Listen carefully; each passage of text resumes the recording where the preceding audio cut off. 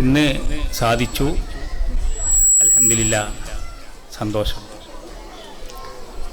ഇവിടുത്തെ പെർഫോമൻസ് നേരത്തെ മജീദ് വക്കീൽ എന്നോട് പറഞ്ഞു, അതുപോലെ ഇബ്രാഹിം മാഷ് പറഞ്ഞു, ഇവിടെ നമ്മൾ നേരിട്ട് കണ്ടും ചെയ്തു.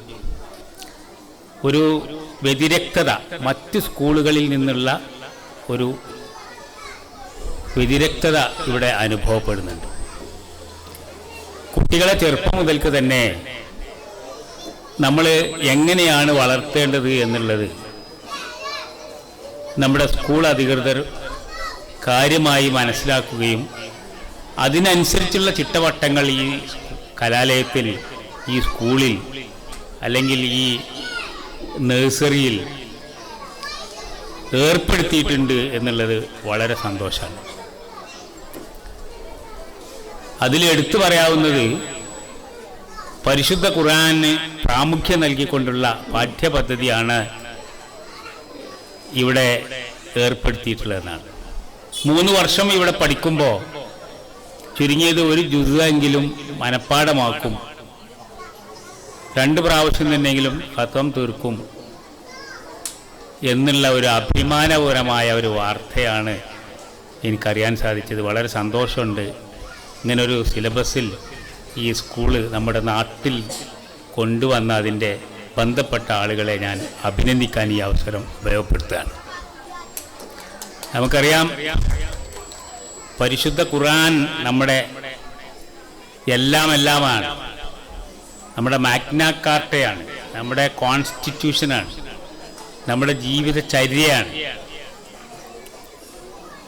റസൂൽ കരീം സല്ലല്ലാഹു അലൈഹി വസല്ലമയുടെ പ്രിയ പത്നിയോട് റസൂലിൻ്റെ സ്വഭാവത്തെക്കുറിച്ച് ചോദിച്ചപ്പോൾ ആയിഷ റളിയല്ലാഹു അൻഹ പറഞ്ഞത് റസൂലിൻ്റെ സ്വഭാവം പരിശുദ്ധ ഖുർആനാണ്.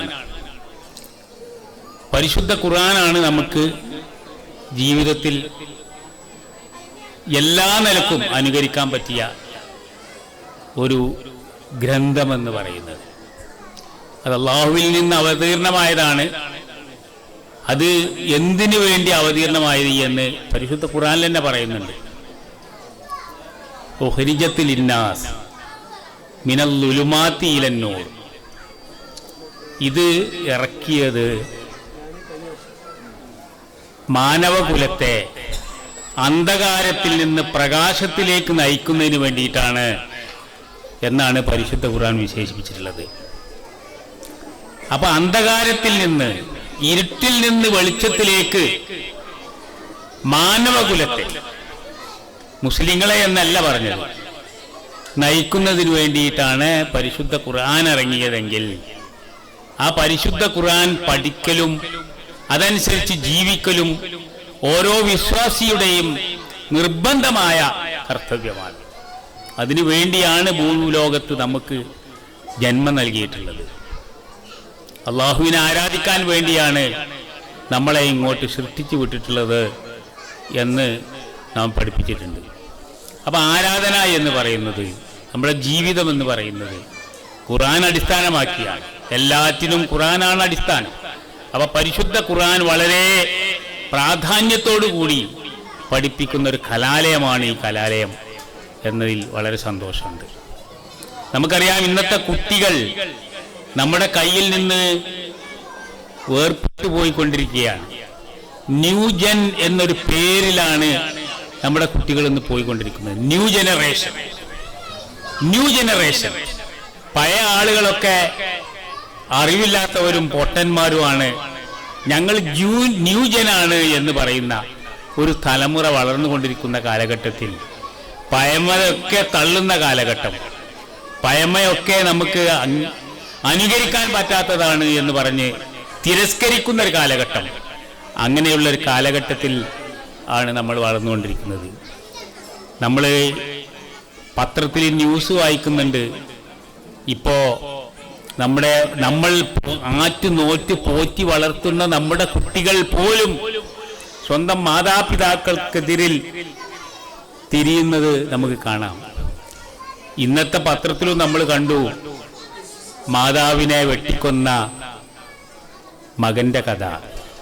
ഒരു മാസം മുമ്പ് നമ്മൾ കോഴിക്കോട് ജില്ലയിൽ നിന്ന് മാതാവിനെ വെട്ടിക്കൊന്ന ഒരു ന്യൂസ് വായിച്ചിരുന്നു. അതിൽ വെട്ടിക്കൊന്ന മകനെ പോലീസ് പിടിച്ച് ചോദ്യം ചെയ്തപ്പോൾ എന്തിനാണ് ഉമ്മയെ കൊന്നത് എന്ന് പറഞ്ഞപ്പോൾ ആ മകൻ പറഞ്ഞത്, എനിക്ക് ജന്മം തന്നതിനുള്ള ശിക്ഷയാണ് ഞാൻ കൊടുത്തതെന്നാണ്. അപ്പം അങ്ങനെ ഒരു കാലഘട്ടമാണ്. തൊട്ട് പിറ്റേ ദിവസം പത്രത്തിൽ നമ്മൾ വായിച്ചു അച്ഛനെ വെട്ടിക്കൊന്നു. അതിനുശേഷം നമ്മൾ വായിക്കുകയാണ് ഭർത്താവ് ഭാര്യയെ ചവിട്ടിക്കൊന്നു. ഇതൊക്കെ നമ്മൾ വായിക്കുകയാണ്. എന്നിട്ട് അതിൻ്റെ അടിയിലൊക്കെ ഉണ്ടാവും പ്രതി മയക്കുമരുന്നിനടിമയായിരുന്നു എന്നൊരു വാചകവും കൂടി കൂട്ടിച്ചേർക്കും. അങ്ങനെയുള്ളൊരു കാലഘട്ടത്തിലൂടെ കടന്നു പോകുമ്പോൾ ഇതല്ല നമ്മുടെ മാർഗം. നമ്മുടെ മാർഗം അത് പരിശുദ്ധ ഖുർആൻ പറഞ്ഞതനുസരിച്ച് ഈ ജീവിക്കലാണ് എന്ന് ചെറുപ്പം മുതൽ തന്നെ പഠിപ്പിച്ചു കൊടുക്കുന്ന ഒരു സ്ഥാപനമാണ് ഈ സ്ഥാപനം എന്നറിഞ്ഞതിൽ വളരെ സന്തോഷമുണ്ട്. ഇവിടെ പഠിച്ച കുട്ടികൾക്ക് അതിൻ്റെ നിലവാരമുണ്ട് എന്ന് ഇബ്രാഹിം മാഷ് പറഞ്ഞപ്പോൾ അതിലേറെ സന്തോഷമായി. നമുക്കറിയാം ഇംഗ്ലീഷും അതുപോലെ തന്നെ മറ്റു ഭാഷയും ഒക്കെ പഠിപ്പിക്കുകയും കുട്ടികളെ ചെറുപ്പം മുതൽക്ക് തന്നെ ഈ രീതിയിലേക്ക് നമ്മൾ വളർത്തിക്കൊണ്ടുവരികയും ചെയ്യുന്നത് നമ്മുടെ എല്ലാവരുടെയും കടമയാണ്. ഒരു കുട്ടി ചെറുപ്പത്തിൽ ഏത് രീതിയിലാണ്, ചെറുപ്പകാലങ്ങളിലുള്ള ശീലം മറക്കുമോ മനുഷ്യനുള്ള കാലം എന്നാണല്ലോ. അപ്പൊ ചെറുപ്പത്തിൽ നമ്മൾ എങ്ങനെയാണോ കുട്ടികളെ വളർത്തുന്നത് അതനുസരിച്ചായിരിക്കും കുട്ടികളുടെ വളർച്ചയും. അവര് വലിയ പൗരന്മാരാവുമ്പോൾ അവരുടെ ജീവിതവും. അപ്പൊ ചെറുപ്പം മുതൽ തന്നെ ഈ ചിട്ടയായ ജീവിതം പഠിപ്പിച്ചു കൊടുക്കുന്ന ഈ സ്ഥാപനത്തിൽ പഠിച്ച് പുറത്തിറങ്ങുന്ന ഇവിടുത്തെ സ്കൈ 3 കുട്ടികളെ ഞാൻ പ്രത്യേകമായി അഭിനന്ദിക്കുകയാണ്. അവർക്ക് ഇനിയും ഉയർന്നുയർന്ന് പറക്കേണ്ടതുണ്ട്. പറക്കാൻ സാധിക്കുമാറാകട്ടെ എന്ന് ഞാൻ പ്രാർത്ഥിക്കുകയാണ്. ഈ ചടങ്ങിൽ സംബന്ധിക്കുന്നതിൽ ഞാൻ കൂടുതലായി സംസാരിക്കുന്നില്ല.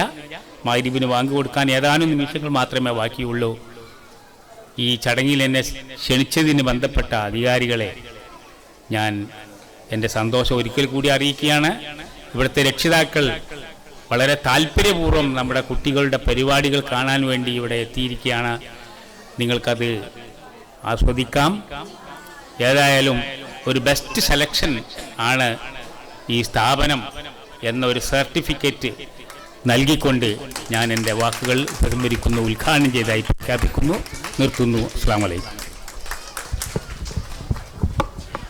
ന്യൂജൻ കാലഘട്ടത്തിൽ ഇസ്ലാമിക മൂല്യങ്ങൾക്കും ഖുർആൻ പഠനത്തിനും മുൻഗണന നൽകേണ്ടതിന്റെ പ്രാധാന്യം നമ്മോട് പങ്കുവച്ച് സംസാരിച്ച കാരാട്ട് അബ്ദുറഹ്മാൻ സാഹിബിന് നന്ദി. അടുത്തതായി നമ്മോട് സംസാരിക്കാൻ ഈ പരിപാടിയിൽ ആശംസകൾ അർപ്പിച്ച് സംസാരിക്കുന്നതിന് വേണ്ടി Pookkottur panchayat standing committee chairperson Harif ഹഫീസറെ ആദരപൂർവ്വം ക്ഷണിച്ചുകൊള്ളുന്നു.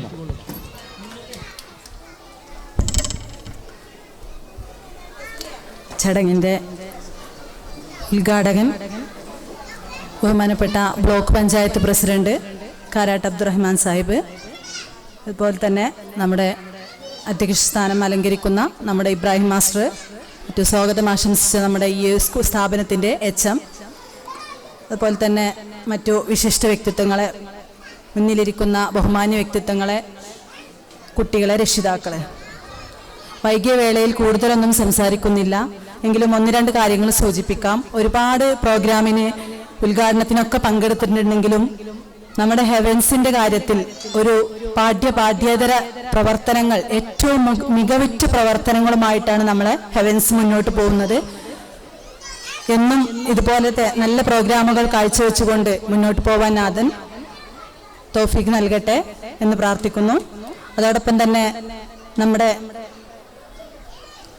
സ്ഥാപനത്തിനും മറ്റും നല്ല ഉയർച്ചയിലേക്ക് എത്താൻ നാഥൻ അനുഗ്രഹം നൽകട്ടെ. ഈ പരിപാടിക്ക് എല്ലാവിധ ആശംസകളും നേരുന്നു.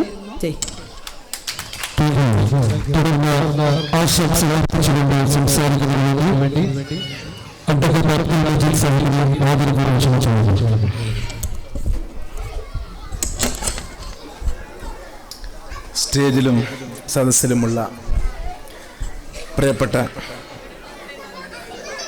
നേതാക്കളെ, സഹപ്രവർത്തകരെ, അസ്സാം വലൈക്കും വറഹമത്തല്ലാഹി വബറകാതുഹു. ഈ ഹെവൻസ് സ്കൂളിൻ്റെ ഈ വർഷത്തെ കോൺവെക്കേഷൻ പരിപാടിയിൽ ഞാൻ പങ്കെടുക്കുമ്പോൾ എൻ്റെ കുട്ടി തന്നെ അതിൽ കോൺവെക്കേഷനിൽ പങ്കെടുക്കുന്ന ഒരു ദിനം കൂടിയാണ് എന്നുള്ള സന്തോഷകരമായ മുഹൂർത്തം എനിക്കുണ്ട്. നമുക്കെല്ലാവർക്കും അറിയാം, ഒരു കുട്ടി ജനിച്ചാൽ രക്ഷിതാവിനുണ്ടാകുന്ന പല പ്രതിസന്ധികളിൽ ആദ്യത്തെ പ്രതിസന്ധി എന്ന് പറയുന്നത് കുട്ടിക്കൊരു പേരിടുക എന്നുള്ളതാണ്. അതിനുള്ള തർക്ക വിതർക്കങ്ങൾക്ക് ശേഷം പേര് കണ്ടെത്തി പേര് നിശ്ചയിച്ച് പേരിട്ട് കൊടുക്കുക എന്നുള്ള ആദ്യത്തെ പ്രതിസന്ധി കടന്നുപോകും. രണ്ടാമത്തെ പ്രതിസന്ധി വരുന്നത് കുട്ടിയെ സ്കൂളിൽ ചേർക്കുക എന്നുള്ളതാണ്. ഏത് സ്ഥാപനത്തിൽ ചേർക്കും, എവിടെയാണ് പഠിപ്പിക്കേണ്ടത് എന്നതിനെ കുറിച്ചുള്ള ആലോചനകളും ചിന്തകളും തർക്കങ്ങളും വിതർക്കങ്ങളുമായി അതിന് അന്വേഷണങ്ങളായി വലിയ പ്രതിസന്ധി ഘട്ടമാണ് അതിൽ കടന്നു പോവുക.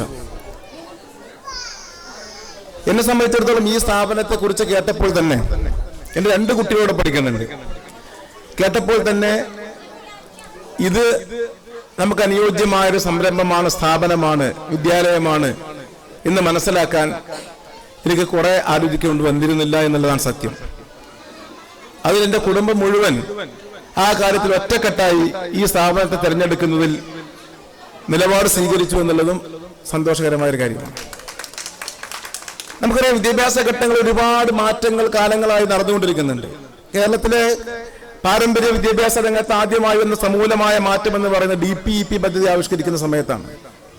അധ്യാപകനെ മാങ്ങ പറിക്കാൻ മൂച്ചിയിൽ കയറ്റുന്ന, പാടത്ത് നെല്ല് പറിക്കാൻ, കള പറിക്കാൻ അതിലേക്ക് ചളിയിലേക്ക് ഇറക്കുന്ന, കുട്ടി കുതിരയെ കാണണമെന്ന് പറയുമ്പോൾ കുതിരയെ പോലെ കുനിഞ്ഞു നിൽക്കുന്ന അധ്യാപകന്റെ ഒരു ചിത്രമായിരുന്നു ആ കാലഘട്ടങ്ങൾ ഉണ്ടായിരുന്നത്. അധ്യാപക വിദ്യാർത്ഥി ബന്ധങ്ങളുണ്ടായ ഏറ്റവും വലിയ മാറ്റത്തിന്റെ തുടക്കം അവിടെ വെച്ചായിരുന്നു. അതിനൊരുപാട് ഗുണങ്ങളുണ്ടായി, ഒരുപാട് ദോഷങ്ങളുണ്ടായി. ആ ഗുണഫലമായ ഗുണങ്ങൾ എന്ന് പറയുന്നത് വിദ്യാർത്ഥി അധ്യാപക ബന്ധം ഒരു സൗഹൃദമായ അന്തരീക്ഷമായിരുന്നു. എന്നാൽ അതിനു മുമ്പുണ്ടായിരുന്ന അന്തരീക്ഷം അതായിരുന്നില്ല. എന്നെ സ്കൂളിൽ ചേർത്ത് 1-ാം ക്ലാസ്സിലാണ്, നിങ്ങളെപ്പോലെ എന്നെയും ചേർത്ത് 1-ാം ക്ലാസ്സിലാണ്. പക്ഷെ ഞാൻ പഠനം ആരംഭിച്ചത് 4-ാം ക്ലാസ്സിലാണ്. കാരണം എൻ്റെ മൂത്ത പെങ്ങളാണ് 4-ാം ക്ലാസ്സിലാണ് പഠിച്ചിരുന്നത്. അപ്പൊ 4-ാം ക്ലാസ്സിലെ 3 മാസത്തെ പഠനം പൂർത്തിയാക്കിയതിനു ശേഷം എനിക്ക് പിന്നീട് എന്നെ 1-ാം ക്ലാസ്സിൽ കൊണ്ടുവന്ന് ചേർത്തു എന്നുള്ളതാണ് സംഭവം. അതിന് കാരണം എന്ന് വെച്ചാൽ ആ കാലഘട്ടങ്ങൾ അങ്ങനെയാണ്. കുട്ടികൾ സ്കൂളിലേക്ക് വരുമ്പോൾ ചൂരലുമായി കാത്തു നിൽക്കുന്ന അധ്യാപകൻ നേരം വൈകിയാൽ ക്ലാസ്സിൽ ബെഞ്ചിൽ കയറ്റി നിർത്തുന്ന അധ്യാപകൻ, അതുപോലെ തന്നെ വലിയ വലിയ പരീക്ഷണങ്ങൾ കുട്ടികൾ അന്ന് നേരിട്ടിരുന്നു. അതുകൊണ്ട് തന്നെ സ്കൂൾ എന്ന് പറയുന്നത് പേടി സ്വപ്നമായിരുന്നു. ഇന്നിപ്പോ രാവിലെ നമ്മുടെ വീട്ടിൽ കുട്ടികൾ സ്കൂളിലേക്ക് പോകാൻ വേണ്ടി വണ്ടി വരുമ്പോൾ ഉമ്മാക്ക് ഉമ്മ കൊടുക്കുകയും ബാപ്പാക്ക് സലാം പറയുകയും ചെയ്ത് ഒരു പിക്നിക്കിന് പോകുന്ന മൂഡിലാണ് കുട്ടി സ്കൂളിലേക്ക് പോകുന്നത്.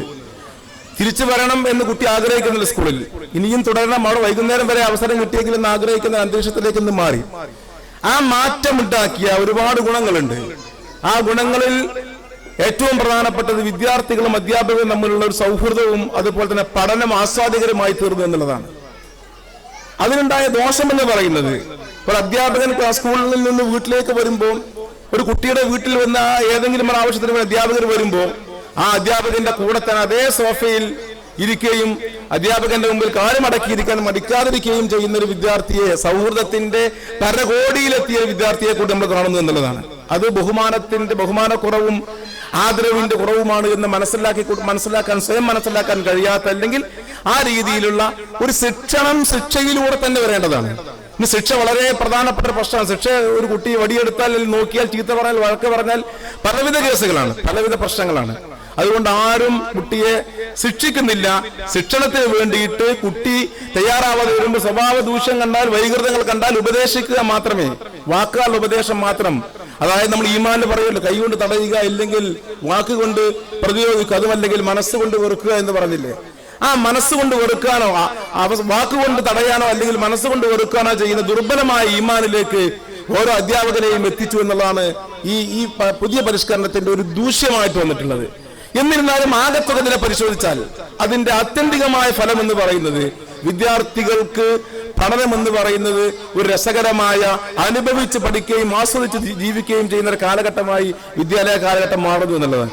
അതിന് പറ്റും. അങ്ങനെ ഒരു സാഹചര്യം ഉണ്ടാകുമ്പോൾ അതിലേക്ക് ദീനി വിദ്യാഭ്യാസവും മതബോധവും ഖുർആനും എല്ലാം കൂടിച്ചേരുമ്പോൾ ഉണ്ടാകുന്ന ഒരു വസന്തത്തിന്റെ അനുഭൂതിയാണ് ഈ ഹെവൻസ് എന്ന് പറയുന്നത്. ഹെവൻസ് എന്ന് പറഞ്ഞാൽ സ്വർഗമെന്നാണ്. സ്വർഗത്തിലെ വസന്തത്തിന്റെ അനുഭൂതിയിലാണ് ഈ കുട്ടികളൊക്കെ വളരുന്നത് എന്നുള്ളത് വളരെ ആലങ്കാരികമായി പറയുകയല്ല, അത് ആത്മാർത്ഥമായി പറയുകയാണ്. വളരെ സന്തോഷത്തോടു കൂടി എൻ്റെ കുട്ടിയുടെ കൂടി കോൺവൊക്കേഷനിൽ പങ്കെടുക്കുന്ന വേദിയിൽ അഭിസംബോധന ചെയ്യാൻ കിട്ടിയ അനുഗ്രഹീതമായ ഈ സന്ദർഭത്തെ ഞാൻ വളരെ ആസ്വദിച്ചുകൊണ്ട് നിങ്ങൾക്ക് എല്ലാവർക്കും ആശംസകൾ അർപ്പിച്ചുകൊണ്ട് ഈ വൈകിയ വേളയിൽ എൻ്റെ വാക്കുകൾ അവസാനിപ്പിക്കുന്നു. അസ്സലാമു അലൈക്കും വറഹ്മത്തുള്ളാഹി വബറകാതുഹു. കാലഘട്ടത്തിൽ